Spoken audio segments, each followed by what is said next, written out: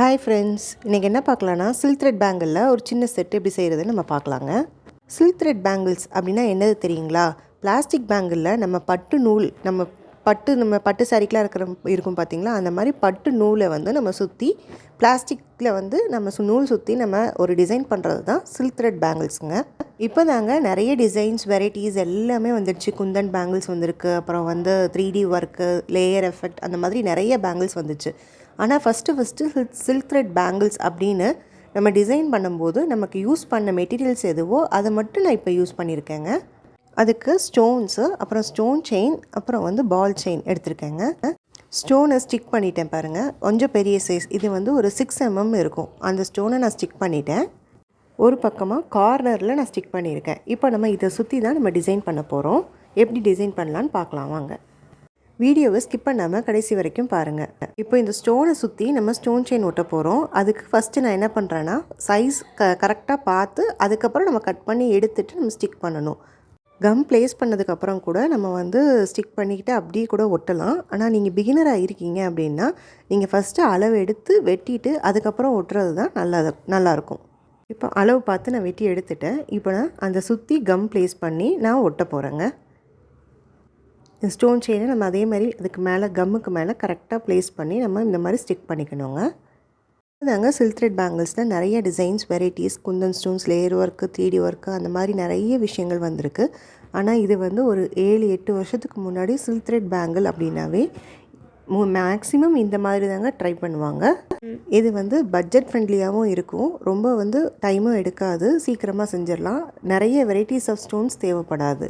Stone chain நம்ம stick பண்ணிட்டோம். இதுக்கு அடுத்து நம்ம என்ன செய்ய போகிறோம்னா, பால் செயின் நான் ஒட்ட போகிறோம்.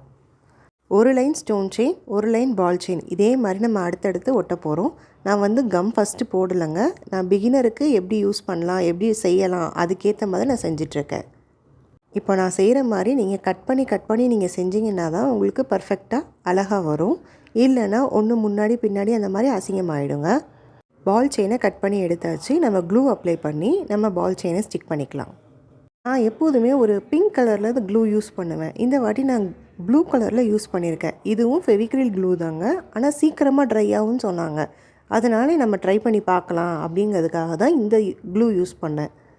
பெருசாக ஒன்றும் டிஃப்ரென்ஸ் இல்லைங்க. ஆனால் வந்து கொஞ்சம் ஃபாஸ்ட்டாக, இப்போ வந்து 2 hours ஆகுது ட்ரை ஆகிறதுக்குன்னா ஒரு 1.5 hours அந்த மாதிரி நமக்கு அதுக்கு முன்னாடியே காஞ்சிருதுங்க. ப்ரைஸ் டிஃப்ரென்ஸும் இருக்குது. அந்த க்ளூ வந்து ஒரு க்ளூ 17 rupees தான் வரும். ஆனால் இந்த க்ளூ வந்து 25 rupees வரும். இதனால் இந்த க்ளூ வந்து கொஞ்சம் ஃபாஸ்ட்டாக ட்ரை ஆகுது. அது மட்டும் தான் நல்லா ஸ்ட்ராங்காக இருக்குது. நம்ம தேவைக்கு ஏற்ற மாதிரி க்ளூ அப்ளை பண்ணிக்கணும். ரொம்ப அதிகமாக அப்ளை பண்ணோன்னா ஒவ்வொரு நேரத்தில் வந்து இந்த ஸ்டோனே கருத்து போகிறதுக்கான சான்சஸ் இருக்குது. பால் செயினுக்கு அடுத்து ஸ்டோன் செயின் ஒட்டியிருக்கேங்க. ஸ்டோன் செயினுக்கு அடுத்து இன்னொரு ஸ்டோன் செயின் வந்து லேயர் ஒட்டுறேன். பார்க்க கொஞ்சம் நல்லா அழகாக இருக்கணும், லுக் வைஸ் நல்லா இருக்கணும் அப்படிங்கிறதுக்காக நான் இன்னொரு ஸ்டோன் செயின் ஒட்டியிருக்கேன். சில்க் த்ரெட் பேங்கிள்ஸை பொறுத்த வரைக்கும் நம்ம தண்ணி படாமல் பார்த்துக்கணுங்க. தண்ணி பட்டுச்சுன்னா ஒன்று நூல் விலகிரும், இல்லைன்னா இந்த ஸ்டோன்ஸ் எல்லாம் விழுறதுக்கு சான்சஸ் இருக்குது. இந்த மாதிரி பால் செயின், ஸ்டோன் செயின்லாம் தண்ணி பட்டுச்சுன்னா ஃபுல்லாகவே உறிஞ்சி வர்றதுக்கான சான்சஸ் இருக்குங்க. இதையும் இமிடேஷன் ஜுவல்லரிலாம் எப்படி நம்ம ஹேண்டில் பண்ணுவோமோ அதே மாதிரி தாங்க ஹேண்டில் பண்ணணும். பாக்ஸில் போட்டு நம்ம நல்லா செக்யூர் பண்ணி வைக்கணும். அப்போ தான் ஸ்டோன்ஸ் எதுவுமே கீழே விழாமல் டேமேஜ் ஆகாமல் இருக்கும். அப்புறம் தண்ணி படக்கூடாது. தண்ணி பட்டால் இமிடேஷன் ஜுவல்லரியில் கருத்து போயிடும்.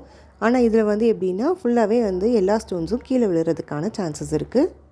இந்த செட்டு ரொம்பவே பட்ஜெட் ஃப்ரெண்ட்லிங்க. ஜஸ்ட் 400 rupees ஒன்லி தாங்க. 2 கைக்கு வந்து 6 பேங்கிள்ஸ் வரும். ஒரு கைக்கு 3 பேங்கிள், இன்னொரு கைக்கு 3 பேங்கிள். கலர்ஸ் கஸ்டமைஸ் பண்ணி கொடுப்பேங்க. உங்களுக்கு யாருக்காவது தேவைப்படுதுன்னா ஸ்க்ரீனில் தெரிகிற வாட்ஸ்அப் நம்பருக்கு வாட்ஸ்அப் பண்ணுங்கள். சில்க் த்ரெட் ஜுவல்லரியில் ஸ்டார்டிங் டிசைன்ஸ் எல்லாமே இந்த மாதிரி தாங்க இருக்கும். ஸ்டோன் செயின், பால் செயின்ஸை யூஸ் பண்ணி, அதுக்கப்புறம் இந்த குந்தன்ஸ் இருக்குது பார்த்தீங்களா, குந்தன்ஸ் யூஸ் பண்ண மாட்டாங்க. அதை விட்டு இந்த மாதிரி ஸ்டோன்ஸ் எல்லாம் யூஸ் பண்ணுவாங்க. இந்த ஸ்டோன்ஸ் எல்லாமே வந்து ஆரி ஒர்க்கில் வந்து யூஸ் பண்ணுற ஸ்டோன்ஸுங்க. இந்த மாதிரி யூஸ் பண்ணி தாங்க ஃபஸ்ட்டுலாம் செஞ்சிட்ருப்பாங்க. அது ஒரு 7 years ஆர் 10 years பேக்குன்னே வச்சுக்கோங்களேன். அதுக்கப்புறம் தான் கொஞ்சம் கொஞ்சமாக ஆரி ஒர்க் ட்ரெண்ட் ஆச்சு. அதுக்கப்புறம் இப்போ குந்தன் பேங்கிள்ஸ் எல்லாமே ட்ரெண்ட் ஆகிருக்குங்க.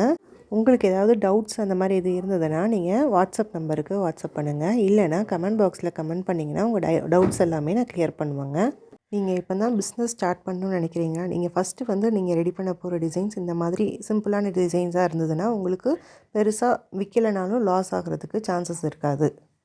உங்களுக்கு இந்த வீடியோ பிடிச்சிருந்தா லைக் பண்ணுங்கள், ஷேர் பண்ணுங்கள், சப்ஸ்கிரைப் பண்ணுங்கள், கமெண்ட் பண்ண மறந்துடாதீங்க. தேங்க்ஸ் ஃபார் வாட்சிங்.